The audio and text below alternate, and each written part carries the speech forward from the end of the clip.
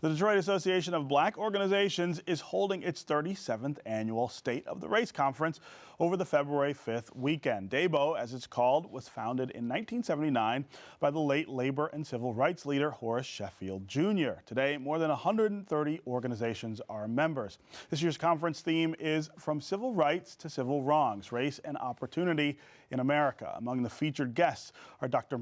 Eric Dyson, Dr. Cornel West, Andrew Young, and Reverend Al Sharpton. The event is also a celebration of what would have been Sheffield's 100th birthday. Here to tell us more about the conference is DABO's Executive Director, Bishop Horace Sheffield III, along with a longtime supporter of the organization, Reverend William Revely of Holy Hope Heritage Church. Thanks for being here. Thank you, sir. Let's start with the theme here, from civil rights to civil wrongs. Sure. Tell me what you mean by that. Well, we're right back where we were, where the imposition of courts, the justice system is now responsible for the strangulation and for imposing really a different way of life on the American scene. Plessy versus Ferguson, 1896, to Brown versus Board of Education.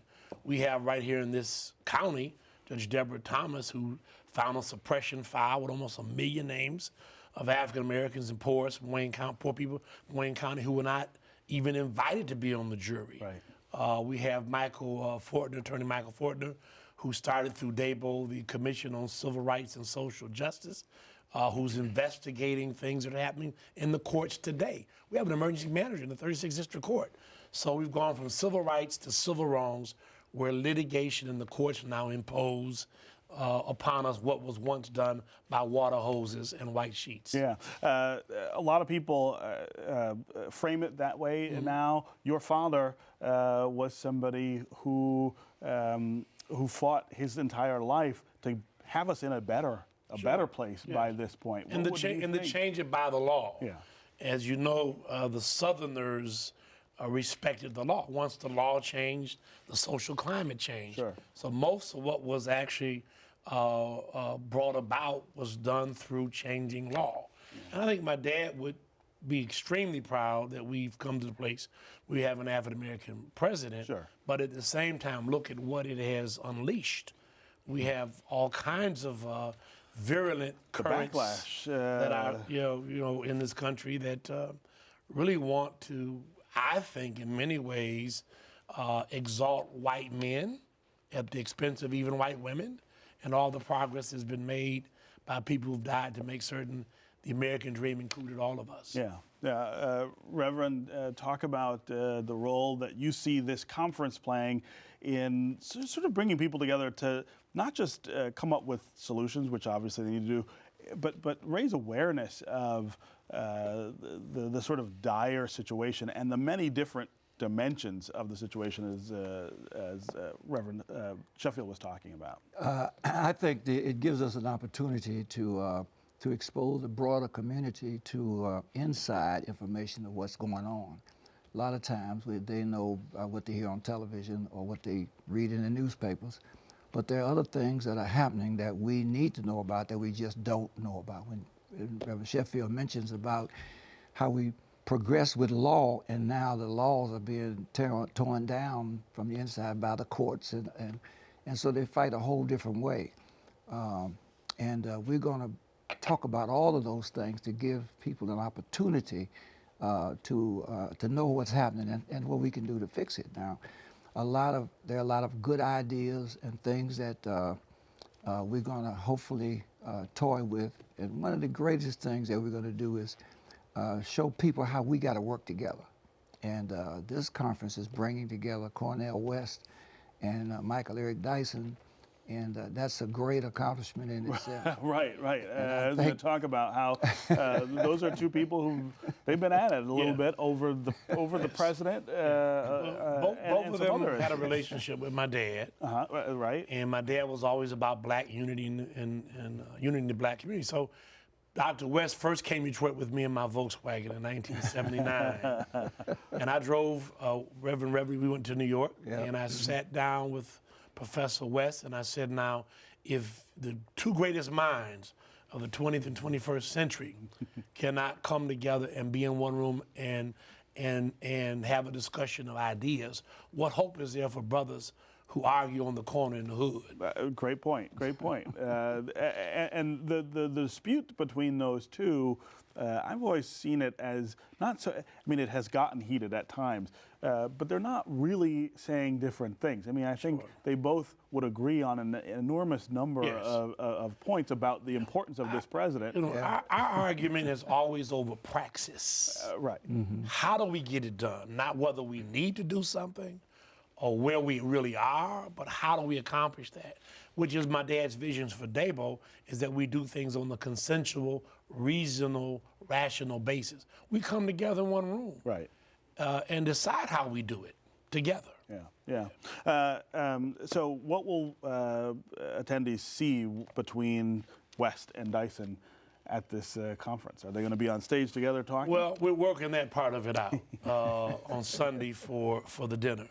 But what's significant, number one, is Friday, my dad's papers are being released at the Charles Wright Museum. Lenny Williams, great food is absolutely free. National figures are coming. Then on Saturday, Dr. Dyson is releasing his book with us, The Black Presidency. And it will be released here. Nowhere else will you be able to get it but in Detroit and get it signed at the Northwest Activity Center. Yeah. So I'm working on that. I've got a visual of the two of them together, which I'm hoping to be able to release and have them together at that dinner. Listen, one of the things that both of them recognize, and it's amazing to me, I've been in Helsinki, Finland, and people have come up and asked me, was I the son of Horace Sheffield Jr., is the work that my dad did to transform a pile of bricks into a cathedral, which is organize our community. And if we are truly in the position we say we're in, then it requires all of us to lay aside our differences. Sure. You know, and lock arms and hands and figure out how we do this together. Yeah, Reverend. That's so important, and I think that we are still reaching out to other organizations to become a part of DABO, and we celebrate Reverend Sheffield's father by continuing to do the things that he was about doing. And we're going to work harder and harder, and I, right now, Vice President of DABO, and commit myself to doing it and encouraging Reverend Sheffield to make this legacy go forth, because it's what we need at this time. Yeah. When you look at the things that that this president has been able to achieve and the things that he hasn't, what's the disconnect? I mean, back in the 1960s, the focus was on the law. We needed the laws to change to recognize some level of equality. That happened in a number of different areas, but 50 years later, well, the black president, we're not. If the laws had not changed, the Voting Rights Act, for example, Right. and all the things that we see happen, he wouldn't be president of the United States. Absolutely. I think that there is a disconnect with people thinking that one person, even a powerful person, president of the United States, can achieve the kind of topographical transformation that's necessary. The social change. The laws always reflect the attitudes of the people. Codification takes place after there's been, you know, some social upheaval, some changing of social ideas. So the real work is for us to espouse why it's important for the American dream not to become a nightmare. Yeah. And I think it, in this era, is more along the lines of class, which is, we know Dr. King was working on when he died. Right.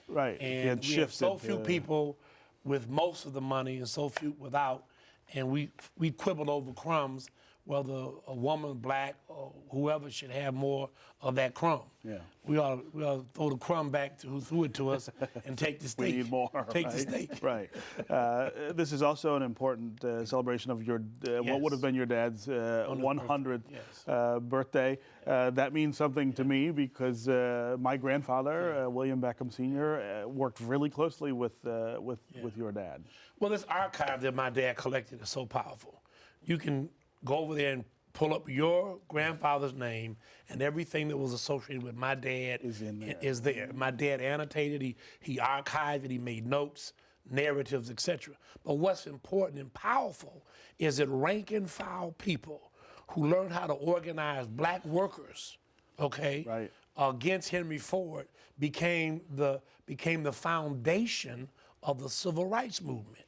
I mean, what we achieved in Detroit It became... grows out of that labor. Right. I mean, A. Philip Randolph, my dad was vice president of the NALC, under him, Negro American Labor Council, in the 40s. Right. So Detroit had the leadership that taught civil rights folks how to make things happen. And that's why this archive is so important, because the Ann Jones and the Elizabeth Jackson and the John Browns and the Bill Beckhams are there, and they transformed the pile of bricks into a cathedral because they knew how to organize. Yeah. Do you worry about that spirit and knowledge of organizing now, especially with younger people? Do you see it? Yes, worry about it, but we press forward because we know it has to be done. And what we need now is demonstration. We need to demonstrate these things so they work, not just talk about it, but show it. You know, and I think that as we look toward the leadership today, it was in the church, but it's shifting, and I think the shift is necessary because the answer is not going to come from the church, but it's going to come from people being the church.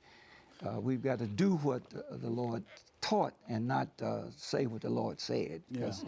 Do you worry about that role that the church is playing in Detroit right now? Well, I think the church has become right? self-consumed. You know, it's that self-centeredness. You know, people love Jesus but can't stand anybody else. Right. We are the salt of the earth. The church has the ability to change the cultural fabric of this nation if we just get aside from self-survival. Yeah. Churches are trying to thrive and survive when we ought to be really trying to rid the road of thieves, not just pick up folks who've been victimized. Yeah. How can ordinary people participate in the conference? Most of the events are free. They can dial 313-491-0003, 491-0003. The museum event, you ought to come. There's a great video. His archives will be available. Lenny Williams from Tower Power will sing, free food. And then Saturday, Dyson will explicate and articulate and agitate so we can elevate.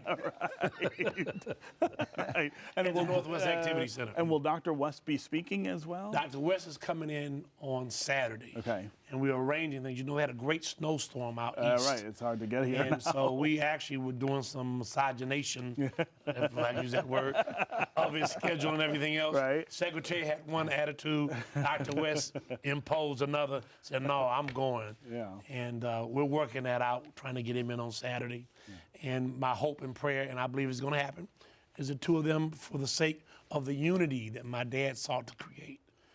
By the way, my dad just didn't want that community for black people, but for all people. For everybody, yeah, that's right. The American dream was his dream. Yeah.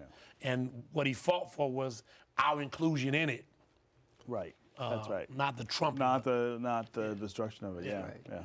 All right, well, thank you both for being here. Thank and, you, sir. Let's hope we get that image. Commend, Bill Beckham, because your grandfather was one of those pioneers. Yes. And when you look at the March on Washington, I mean, the March in Detroit, that's your That's grandfather. my grandfather standing next to him. It is. All right, thank you guys for being here.